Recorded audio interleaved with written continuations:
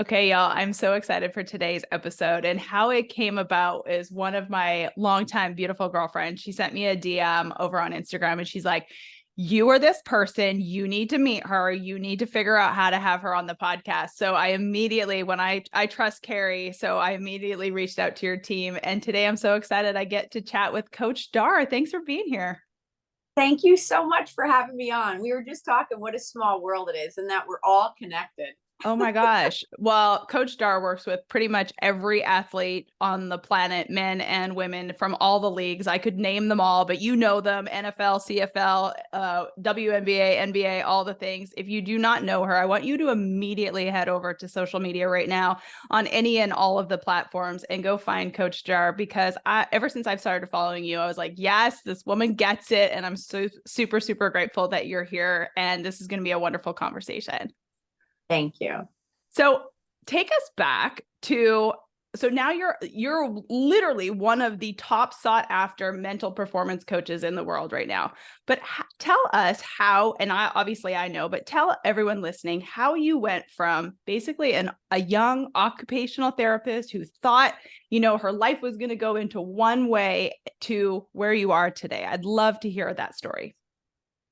I think this is such a good starting point because I want to remind everyone life is not linear. We get pings. I call them pings, like things will happen that call at us because it's part of our calling, it's part of our giftedness. And so, where I started and where I am today is actually all tied together. It just looks in different formats. But I started out as an occupational therapist taking care of traumatic brain injury patients, stroke, brain injury, even spinal cord injury. And the irony of this is these were people that were told they may never walk again, talk again. People like you and I listening, your whole day is going about your plan, your life, you're running your company, and then all of a sudden, a car accident, a stroke, something happens to you and it changes your whole world. And I was the therapist that my background's in specialty in OT was in neuroscience. And so my background, I always have these brain models on my desk. Like I literally studied and the human brain. And that was, to me, really set me up for everything because later on, after I helped patients throughout the years, I also went through my own struggles with strokes, which is, we can get into that. But it was, my point being is I went through what my patients went through early on at 25. And I was told I could die any day because of a blood clot. And I say this only because I thought, no, I'm supposed to be the person that helps them, but it for sure gave me an understanding. But here's the catalyst. When you're told you could die any day, it kind of lets go of fear. And you're like, well, okay, if I could die any day after you grasp what was going on, I was like, I want to go fix healthcare. So I go back to school for business and I learn business leadership. And then I start running companies by 28 years old. I'm president of a company and then start running other companies. So thankfully, early on in my career, I was running like 5 companies. I learned business, but still the parallel was neuro. The parallel was human behavior. The parallel was how people literally are motivated or not to do things. How do we get everyone unified around a vision? And so in 2008, when I started my own practice, which was when a recession was hitting, but I say that because it was now in me where I was like, wait a minute, I've helped people overcome the most extreme odds. I've helped people and companies grow to their highest level. So I took science, psychology, and leadership and faith. And I was like, I'm going to go out and start talking to people about mindset. And now in the sports and business world, yes, everyone talks about this, but you have to remember then no one was. So I was like Elon Musk telling people there's going to be a self-driving car. And everyone's like, are you crazy? We're not the Jetsons. Oh, I love it. How it happened where I was like, no, I know this to my core. So yes, I guess people say like you helped pioneer it.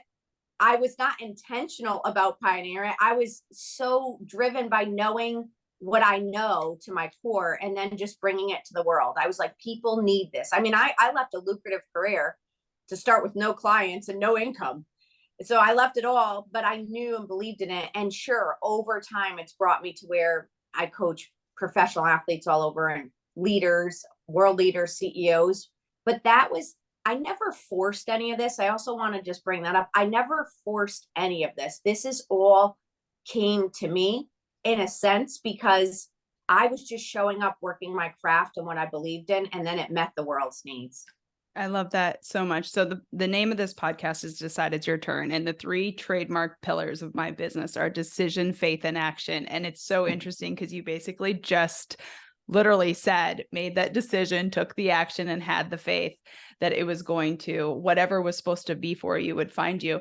My question to you is, because I know that there's a lot of people that listen to this podcast that perhaps want to do that thing, just like you knew to your core, you're like, I know that this is something that people need. Like you knew it to your core, but also to make the decision to leave a 6-figure job. I mean, I did very similar thing, completely different, but also exactly the same. I left something that was paying well, that people said, was your dream job. Why in the hell would you want to leave that to do something that I just knew in my core? I call it my God-given responsibility. Like I truly do believe I live my God-given responsibility. So how did you muster the courage, or how did you have the faith to just know that you had to do something different?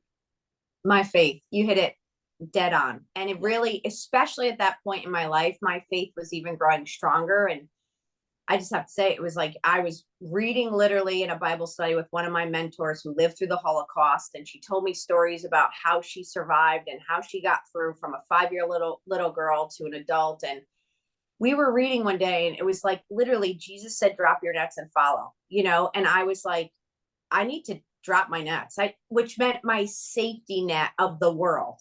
I literally dropped my safety net. I needed health insurance. I left it. I needed, obviously, to continue to have income. I left it. But I believed, just like you said, it was a responsibility. And I also believe with all of my heart, none of us are here for ourselves. We literally are not here so that we can have all accolades for ourselves. We're here to use our gift to move the world ahead, to help people that we're called to. So to your point, 1,000%, this was a felt responsibility. And when I realized this wasn't about me, I was like, well, it's not about me. So I'm going to get up and do what I'm called to do, because this is a mission. So I'm going to go live it. And I'm going to believe with everything in me, it will be okay. And that doesn't mean it's without hardship, but it for sure, it's more fulfilling than I've ever had in my whole life doing it this way than how I thought it was before. Absolutely. And I'm so glad that you said it, because, I can say it 100 times, but I think when someone else says it in a completely different way, it's sometimes like, most coaches are telling you the exact same thing, but sometimes one person says it and they say it in a way that it just hits your core. Like you just hear it completely different. Everyone's pretty much saying the exact same thing. It's just how they say it. So thank you for saying it like that. And do you believe too, that like, when you do it, like I always say, like when I show up and do my job to the absolute fullest, there's no way in hell I'm not going to make money. There's no way in hell I'm not going to get paid. Like it's just impossible. You know what? I literally just said that on a call yesterday with someone. I was like, maybe the score, so to speak, is not showing it yet, but I promise you, majority of the world is not putting in the effort and the time or the passion that you are. There's no way you can't win. So exactly, there's no way we can't win. I mean, if we keep showing up and we keep trying to be our best, there's no way we're going to fail. God will never allow that. And we're going to see it through, and it's going to look maybe different than how we thought, but it will be fulfilling because you gave it your all. Yeah. And it happens usually better than you could have ever expected to. Like you never expected to go this way, but like when you're on the other side of it, you're like, oh, I get it. I literally never had it in my sights that I was going to be working with professional athletes most of my career, ever. But I look back at my father. I mean, I've been watching film since I was a little girl. We'd watch the New York Giants on Sunday. Then we'd rewatch film on Wednesday. I was like, what are we doing? I had no idea what he was doing to set me up for everything that I do in sports, but I didn't have that planned, but God did. Mm-hmm. I was working the craft that he asked me to work on as an occupational therapist and in neuro and the brain and everything that I study. That's helped me build this mental edge practice, science-based, also performance-based, but also purpose-based. So I connect all those, and he aligned it I didn't set that out, but he aligned it. I set out and said, I will do what you've called me to by showing up and being my best and serving who you want me to. And think about this. I'm a 5'2" white female and I'm in the NBA, NHL, MLB, I mean, NFL. I'm the minority. But yeah, we're one family and we love each other and God called me there. And what I love is I get to show them love. And yes, I help them on their edge, but everyone wants something from them and I just want to serve them and they know that. And we are one family. And so it's so beautiful. And only God could have created that. I couldn't. Oh my gosh. Okay. Couple of questions. The first one I had is, how have you ever let your ego kind of get in the way? Like, has something ever happened? This wasn't a question I had for you, but when you said it, because when people blow up, obviously you're huge, you're big, you're sought after. A lot of people have that moment where they almost have to get their butt kicked again. Like almost that moment, like, oh, everyone wants me and I'm getting paid all this money and I'm like the it thing. Have you ever had that moment where it like really where you had to come back and be like, oh, I get it. If I stop serving, I'm like, this could all go away? It was actually where on this book tour that I've been on, I was going to support some friends and help them out and I was going to speak and they're like, oh, will you share about your book? And I said, sure. And so they set up like a table, like at a trade show, a table with the book. And the place we were at, I don't think people really wanted to buy books at this place, but I sat there, but I was sitting there and it was like 4 hours standing at a table, like a trade show. And someone was doing like a braid bar and someone was doing like little things. And there was a moment that I sat there and I'm like, I have so much that I could be doing right now.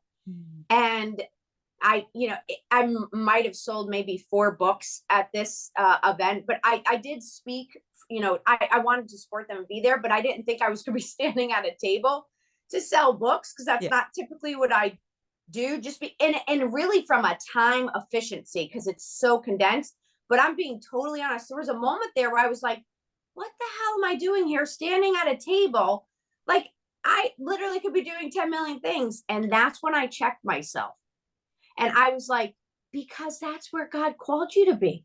And anyone that talks to you, and wouldn't you know, as soon as I checked it, this kid comes up and he goes to me, Coach Dar, you spoke a couple years ago and it changed my life. He's in the military. He's like, I went back to school and I'm going to be a sports performance therapist. And he just went on and on about how he's serving and how he can't wait to serve. And I was like, I'm so grateful I was there, but he reminded me it was a conversation I had with him 2 years ago when I went down just to pay it forward. And now here I was going down to pay it forward and talking to random people. You never know why God's putting you there. And it's not about you. It wasn't about me. It was about the people he called me to have a conversation that I don't know. Maybe it will plant seeds to help their life later on, just like that young man shared with me. But yes, there was that moment where I was like, I have the World Series, the NBA, like all these things going on. I'm like, this is 4 hours and it's about efficiency. But I was getting caught up in my schedule that I was like, no, you are here to serve. And if it's one person, then let it be. And then I felt so much better. And I also was humbled real quick, like, get over yourself. You know what? That's a great story. I'm glad you said that. And I definitely do believe in efficiency. Like, I mean, let's be honest with you, like the most successful people, they'll all have private jets because they can get to places faster. Like, I mean, it's a little bit of a both and for sure. Speaking of the book, The Art of the Bounce Back, I just think that is like an absolutely phenomenal title, just due to the fact that like, even if you're someone who's listening to this, and most people listening to this are probably not professional athletes or CEO levels, but every one of us have had something in our life that we need to bounce back from. And so I heard on a podcast that you were talking about, like, this wasn't the original book. This book wasn't going to be this book, but what really made you kind of shift into this is exactly what it has to be? The book was going to be about awakening greatness and the patterns of the greats that I've helped. And then while I was trying to write that book, nothing was working out with it. I mean, just every avenue, I just kept hitting some walls and I'm trying to write it. And I was just going to go the independent, small publishing route. And then I had my third stroke, and it literally took away my ability to write, speak. I was tripping up on my words. It was hard to think. All these things were going on, and I had to do all my rehab. And so it just kind of shut down the process. And I was like, you know what? Maybe I'm not supposed to do this. And that's when my sports agent called me, and she's like, stop putting God in the corner. I was like, what? She's like, you're putting God in the corner. I was like, Kelly, I literally can't read right now. I go in, I'm a first time author, who's going to publish me? Because she goes, also, you're supposed to get published on this. And I was like, sure. Well, wouldn't you know, after that conversation, again, checking my spirit, and I said, God, if you want this, you're going to have to help me, because I literally can't do this on my own. I just had a third stroke. He's so gracious, and it's like he shines even more. And so I got a call from a litter agent who's like, I was just at the NBA All-Star game and your name came up, and then I was somewhere else, and she's like, I don't even know who you are, and I don't even give chances on first-time authors, but I want to talk to you because I think you have a story to tell. And as I was sitting there going, well, what is that? It was about after I've had 3 strokes, but all the people I've helped in life bounce back. That's how I came up with the art of bouncing back. And they kept saying, Dar, there's a formula. You've helped over 100,000 people. There is definitely a method to what you do. And, Christina, it was like, I just naturally do this, and so I didn't know how to put that in paper and writing, but I sat there and I'm like, oh, well, and then everyone's like, you're just going to give it all away. I go, yeah. And they're like, why would you give it all away? I go, we're not going to be here someday. And I look at books as the greatest wisdom people are passing on. It's a legacy. I want people to have this in their hands. This is, again, not for me to keep. So this book has literally the 9 principles I put that I take everyone through. And let me tell you, I wrote this is the people's book. You do not have to be a pro in a sport or a CEO. By the way, you're a pro in your life, so own that. But it's for everyone. Everyone's going to go through something. I literally take you through how to get through adversity. And also, so when the hits come, you won't go so low. So the valleys are not as deep when you start working on your mental resiliency and you get back up to the mountaintop. Oh, that's so good. And it's so true. Every single person we all have something. No one's going to get through their life without like getting their ass kicked. It's not possible. So how, I cuss, so we can cuss on this podcast, but yes. Bob and I are tight, but I also cuss like a sailor.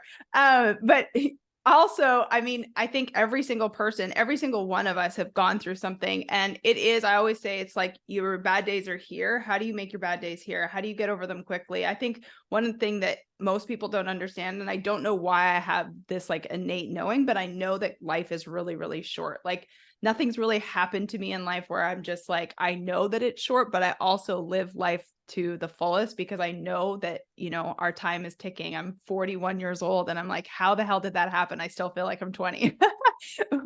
But all of that to be said, what do you say to the person who doesn't feel like you just said everyone's a champion in their life and everyone's like, has a purpose in their life. What do you say to that person who is right now perhaps feeling like they're not a champion in their life or they don't know how to do that? I think that that's something that so many people struggle with. So I would say get back to center for a second. So you actually are, or you're becoming, like you don't win the championship right away. You're becoming a champion. So you're on your way to becoming. Everyone has the chance to grow into greatness. And start by figuring out like, what is the thing that you naturally are gifted in? We hear this all the time, but you can't let this fall on deaf ears. You definitely have a skill or a yearning to learn something that will come natural. So someone who wants to work on programming, someone that's really good and articulate that wants to work on communication and is a good communicator, someone that's naturally gifted in figuring out logistics, which I would hire them on in this. I'm not good with logistics, but I love when someone is. And it's so natural. They're like, oh, we could do this. And I'm like, you realize the genius that just came out of you? It's there. So start by asking people, even the people around you, what do you think is the gift within me? Start seeking feedback. Ask people questions. Ask what they see in you. And then also start being aware of what pings your spirit. So when you're looking at things around in the world, what starts to ping at you that you're like, I love that. I could get lost in that. Or you just start researching it, and literally 2 hours has gone by because it's something that you're connected to. When you start looking at all of these things, you could start putting the pieces together to then work on, to then become great at. So that's where you start. And you can't become great unless you start. And don't be afraid to start, but you got to start somewhere. And that's how you start finding out what it is that you could be great at. Yes, I agree with all of that.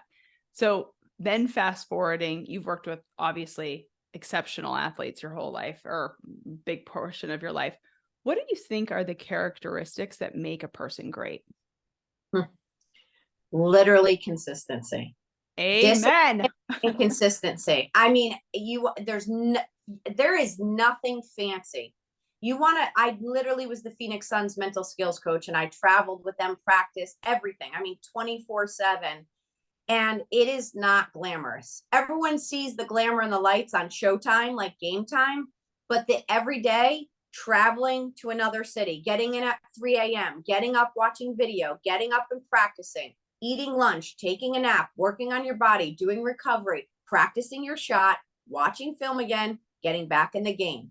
It is 24/7, literally like that. It's Groundhog's Day. And they practice the same thing over and over and over. They consistently do the work on their craft. If you want to be great at anything, you have to be consistent at it. Listen, you want to work on your health? You want to just be healthy? You can't show up and take one walk a month. Go lift weights one time a month and be like, oh, where's the six pack? It's not coming. You're not going to be healthy. You can't eat one healthy meal and be like, oh, my heart's going to be healthy now. No, it's consistency. So if you're not consistent, you can't be great. Hey, how about you just want to have a great marriage, a great relationship? Guess what? You need to be consistent in showing up for that person and having healthy communication. So if you want to be great in any area, you need to be consistent. By the way, I want to remind everyone, you're not going to be great at everything. So you're going to have to pick and choose. And your life is not going to be perfectly balanced at all times. There's going to be times you're going to be working on your craft and your career, and you're going to have to put more hours in, which means something else is going to take a little bit of a back burner. But when you get moments, you make the moments count. That's how you could make it over time. When the guys are in season, yes, they're not able to pour into any friendship because they can't be around. But when they could see someone in one city, just even when I was traveling with them, I would make those 24 hours count. Okay. So you can do this. You just have to pick where you're going to be consistent and then stay consistent on it. Yeah, seasons of life for sure. Seasons of everything. I mean, there's no such thing. I hate when people say balance. I just think it's seasons. You can be busy in a season and be slammed in a season. I'm assuming right now, all of your athletes are in season promoting this book. You're in a busy season. Yeah. How did you, I think I'm always so curious. How did you get the job with the Phoenix Suns? How did that come about? The owner called me. How cool is that? Yeah. The owner called me, and we had a really good conversation, and he asked me about leadership specifically that I was going to help a player on, and worked with one player and another player, and then it was the whole team. And so, and then it was different leagues and different sports. And again, all God ordained, because I was literally working on my craft and I came out to Arizona to help a company grow. And it really built beautifully and it went really well. And I was working on developing people, and he heard about it. And he also heard about my other work. So, but when I got called to come to Arizona, I was living in Nashville, Tennessee. Oh, okay. I literally asked God. I grew up in Connecticut, took a chance when I left and started my practice, packed up, drove to Tennessee, and I had friends there, but I did not want to burden my friends. So I was like, God, just let me know where I'm supposed to be. And he literally brought me to Tennessee, Franklin, Tennessee at first. And then I moved from there. But everything he set up, I mean, like, I was never without. He always provided, even though I was taking chances the whole time. And then it came time where everything started flowing in Nashville, and I had a community and everything was growing, and I was speaking, and I get a call, and it's overtime eventually to come out to Arizona. I was like, no, I'm not going to the desert. Are you crazy? And I was just praying about mission too. And I literally heard God say, it's about a mission. And so I went and we helped 70,000 people. But by coming out here, it helped grow, obviously, this other area, which then I was working with the Phoenix Suns. So this is what I'm saying. Stay in the lane. And then when you feel like there's something, even though it's so out of your comfort zone, I would have happily stayed in Nashville, Tennessee, but I had to go to the desert, right? But there was a reason for it. And then everything continued to blow up from there. So I didn't intend to be here, but it's exactly where I'm supposed to be. That's such a good answer. Two questions. Do you work with people who are not people of faith? Oh yeah. Oh yeah. Yep. How do you deal with that? I do as well. And I'd love to know, because not everyone obviously who listens to this podcast is a person of faith. I always say you have to decision, faith, and action. I don't care what faith is to you. Faith to me is God, but you can call it doorknob, woo-woo, source, universe. I don't really give a shit, but you got to believe in something outside of yourself. Yeah, I'd love your perspective on that, because I just think I'm super curious. So when I work with someone, they could be no faith, of faith, anything. And we're going to work together because I'm helping them obviously with their purpose. Now, as what would be the right word? As a ancillary, something that will come of it because we're working together. Yeah. People start asking me about faith. And I ask them if they have any when we start, because I want to know and respect and help them. But it just comes out. And that doesn't mean that all of a sudden they love Jesus like I love Jesus, but we will have some really meaningful conversations, because there is going to come a time where no one is going to have the answers human wise, but spiritually, there's going to be an answer that they're going to need to look for. And they find that out on their own. So in the right time. And I also believe God just brings the people that are supposed to come by. And you know what? Maybe they leave and they didn't maybe choose a faith, but they show up differently. They have more hope. And all we're supposed to do is plant seeds. Then God takes care of it from there. So I serve those because at the end of the day, Jesus loved everyone.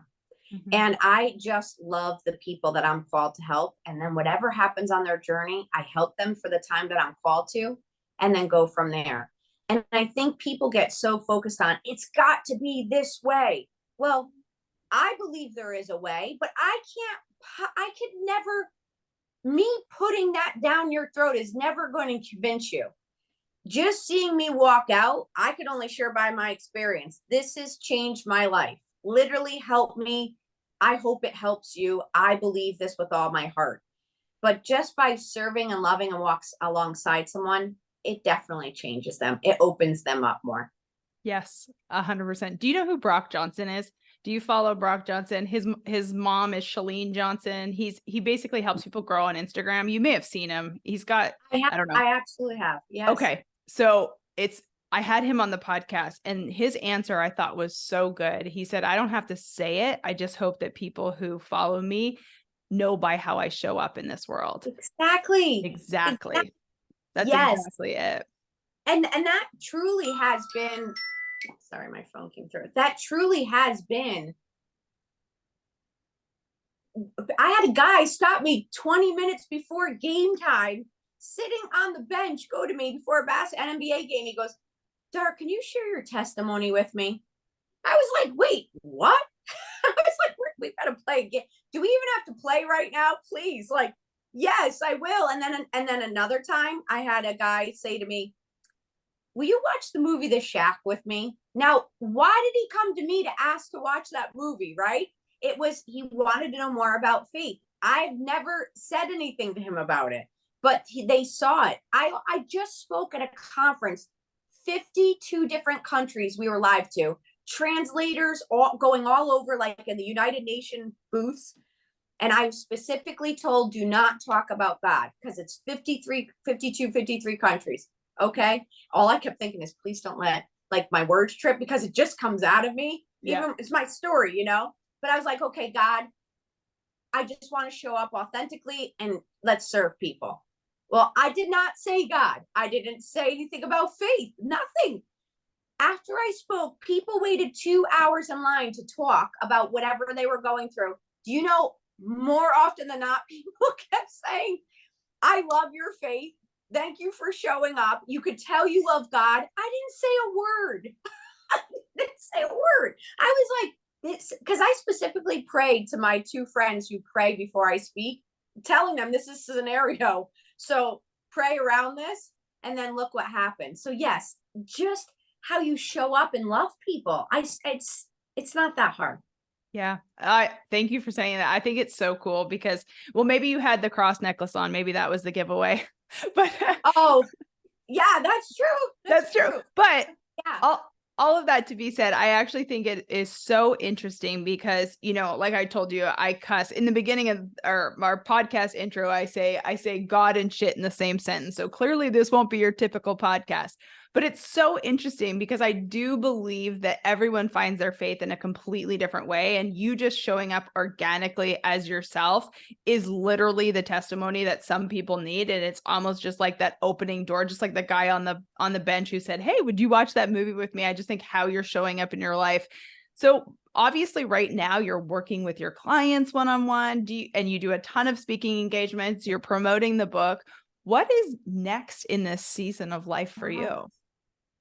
I'm so excited. You know, I know people think like, oh, she's done so much. And I honestly don't even feel like I scratched the surface. That's cool. It's, yeah, there's a 3.0 version that's going to get revealed next year. And I am so excited about it because it's a way to impact people on another level and still do all that I'm doing, but offer out a few more things that I've been wanting to do for a long time. So there'll be these 2-day events that we'll be having so many times a year. There'll be ways that I'll be able to connect with people. And yeah, there's just a 3.0 version that's coming out. And I think people in my word are like, what in the world? And I'm like, do you look at LeBron? He is literally like they're like LeBron last night. They're like, you know, here you are, 38 coming back. He's like, I'm not done. Like people keep wanting to count him out. And he's like, as long as I can still do it. And again, as long as God still calls me, I still want to reach my greatest potential. I don't ever want to settle for mediocrity, ever. And so my whole push is always, how do I keep showing up to the best of my ability to serve everyone, which means there's more to come. Oh, that's so cool. Were you an athlete? I didn't read that about you. Were you an athlete growing up? I played it through high school. I didn't play in college. Field hockey, track. I played softball till 8th grade, but then field hockey was my sport. That was my everything. So I played field hockey all the way through. And then I'm only 5'2". If you want to play field hockey, D1, I needed to be a little taller, but you know, I was fast. I did really well with it, but that's where the journey ended. So I'm athletic for sure. My dad, we played sports. My dad wanted me to be a boy. I came out, he had my sister. Then I was supposed to be born on his birthday. I came a month early on Christmas and I came out a girl. And he literally was like, what the hell? So, I mean, I've hunted, fished, I played every sport under the sun with him. So I'm used to sports. I just, you know, 5'2", I'm a little limited. Okay. Where do people, how can someone, I'm assuming you don't work with people individually, or how do people connect with you? How can they learn from you? Obviously getting the book. I know you have your workshop on your website, but is there any other ways? Because I'm so grateful. You guys, please go follow her. It's like, it really is. You're a wonderful follow. Yeah. Thank you. I would say go to coachdar.com, sign up for my newsletter. The reason is I put that out, it's intentional every Thursday, and it's filled with either podcasts or golden nuggets that I can't obviously coach everyone, but I'm giving away what I would be saying coaching. So sign up for that. And also it will help you for what's to come for these awesome events that are coming in 2024. And you could get the book on Amazon or Barnes and Noble. And also my Instagram is probably the one I'm most active on. I'm on all platforms, but it's the Coach Dar. Follow me on there. I put up, that's the only place I'm putting up like daily nuggets, dose of Dar, that you'll get mental edge tips. So between that and the newsletter, follow there, stay tuned. And yes, if there's certain, if you're kind of in the peak performance space and you want to excel at another level, I do coach certain people one-on-one. So you could apply to be coached on the website. And then also for speaking, if your company or place is looking for a speaker, I always am open to speaking. So I love to teach. I love it. So you said, just before I let you go, you said you've spoken to, you've served 100,000 people. How many people did you say you've coached? Yep. Over 100,000. 100,000 people. That is amazing. Yeah, it's insane. Insane. What a gift. Thank you for sharing. It's just so incredible. You guys, please go grab her book. It's so good. Find the flow in your life and your business, on and off the field. Coach Dar, so good. Please go follow her, grab the book. And then next year, can you give us a little sneak peek? Is it in person or is it online? In person. In person. Oh my God, those are the best ones, you guys. Get in the room. It'll only be 4 times a year, so it'll be really good. Get in the rooms. They're so good. I did live events before the pandemic and they're so much freaking work, but man, once you do it, your heart is full. Looking forward to seeing anyone who comes, and I promise you'll get poured into. Yay. Oh my gosh. Thanks for being here. I appreciate it. You guys go follow her right now. Grab the book.